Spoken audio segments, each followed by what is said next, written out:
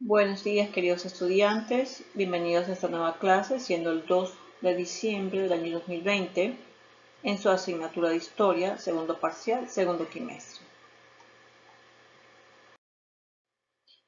El objetivo que vamos a revisar es analizar, comprender los conceptos de tiempo, historia, cultura y trabajo a través del examen de diferentes producciones, manifestaciones humanas, para establecer las razones profundas de sus afanes, proyectos y utopías.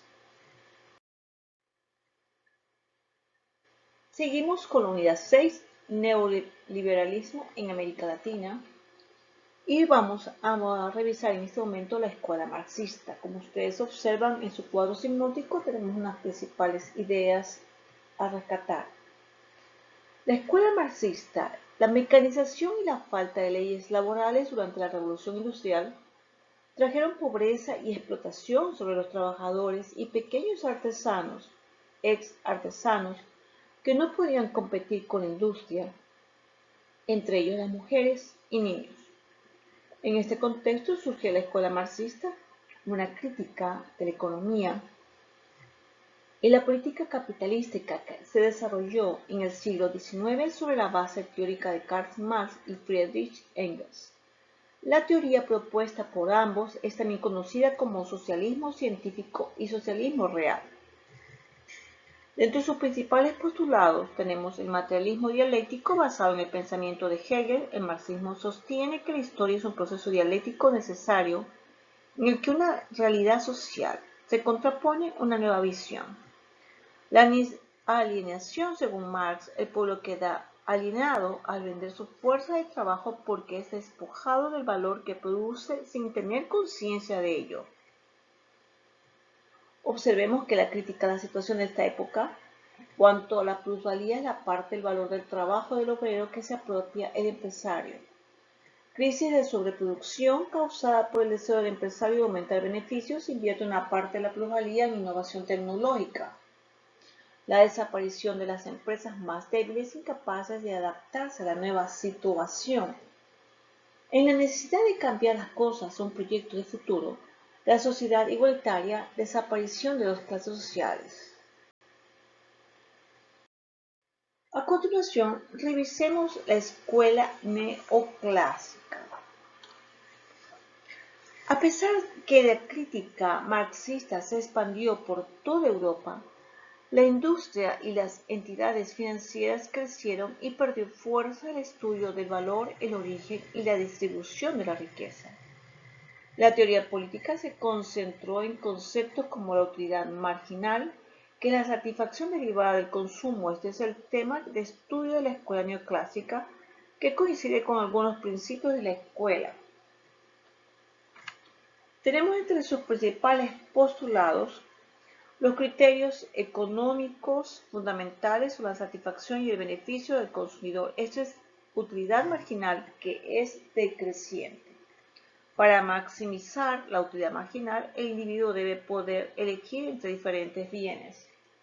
Principales características tenemos el énfasis en la práctica de administración, la reafirmación relativa de los postulados clásicos, énfasis en los principios generales de la administración, y el énfasis en los objetivos y los resultados, pues considera medios en la búsqueda de la eficiencia y enfatiza en los fines y resultados.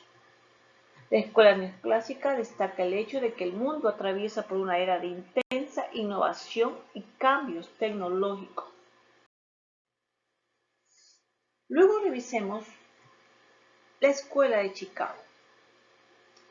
Han servido de base teórica para las políticas de instituciones como el Banco Mundial y el Fondo Monetario Internacional, así como por la mayoría de gobiernos del mundo en las décadas de 1980 y 1990. Entre sus principales postulados está el monetarismo, que es la teoría de macroeconómica según la cual la cantidad de dinero disponible es el elemento que determina en la economía. La inflación es el principal problema de una economía, producida cuando hay más dinero en circulación que el que la economía demanda. El Estado solo debe intervenir en la economía para regular la cantidad de dinero circulante de acuerdo a la demanda.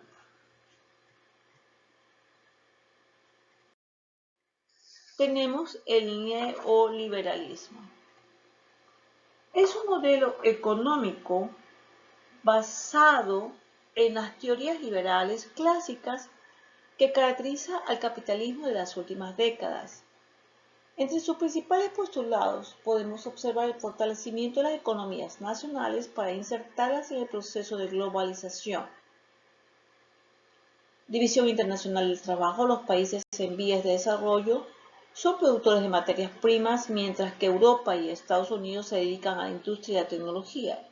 El libre mercado sin regulaciones estatales. Solo en caso de crisis el Estado debe intervenir para rescatar la economía. En el neoliberalismo en América Latina, entre 1980 y el año 2000, políticos defensores del neoliberalismo ascendieron a los gobiernos de países anglosajones, latinoamericanos e implementaron programas económicos de esta naturaleza. Particularmente en América Latina, se identifica el término neoliberal con las recomendaciones del Consenso de Washington, una lista de políticas económicas que instituciones financieras redactaron en esta ciudad de Estados Unidos y que recomendaron practicar en América Latina para impulsar su crecimiento. Tenemos dentro de los resultados en los años 80 la crisis que sirvió a Latinoamérica. Entre 1975, el 65% de las exportaciones de materias primas latinoamericanas Latinoamérica tuvieron como destino las economías desarrolladas. 10 años más tarde cayó a 54%, pero la región captó nuevos mercados en la ex Unión Soviética, Europa del Este y otros países en desarrollo de Asia. Los síntomas de esta crisis fue el descenso de los indicadores económicos y sociales, decaimiento significativo del crecimiento, alzas en el desempleo y el subempleo y caída de los salarios, devaluación de las monedas de la región e inflación creciente, incremento del peso de la deuda externa como consecuencia de la devaluación, el descenso de la inversión social. Los efectos duraron mucho tiempo, los ajustes fiscales fueron masivos, los ajustes jugaron un papel esencial, pero aceleraron la inflación. La alta inflación fue un efecto más que una causa de la crisis bancarias en varios países masivas en el cono sur. Las dinámicas nacionales dependieron de condiciones nacionales, pero los países preferidos por la comunidad internacional fue Colombia, Chile, Costa Rica, que se recuperaron más pronto.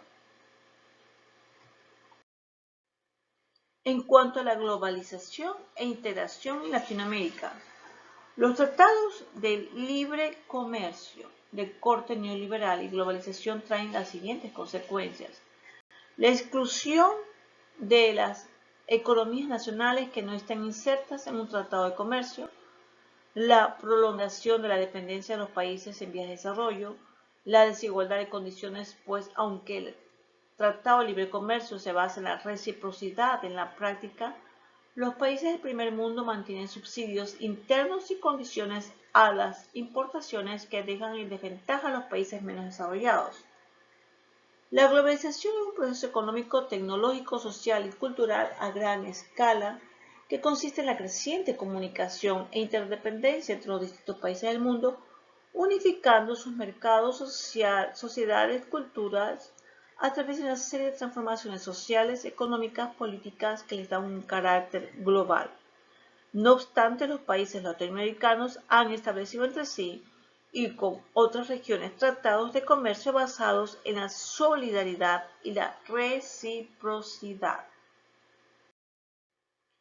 Sonría más, sonreír puede hacerte feliz no solo a ti, sino a los otros.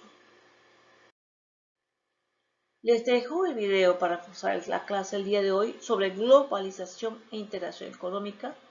Lean su libro de historia, cumplan con sus deberes, actividades, prepárense para los resultados de rendimiento. Tengan todos ustedes muy buenos días.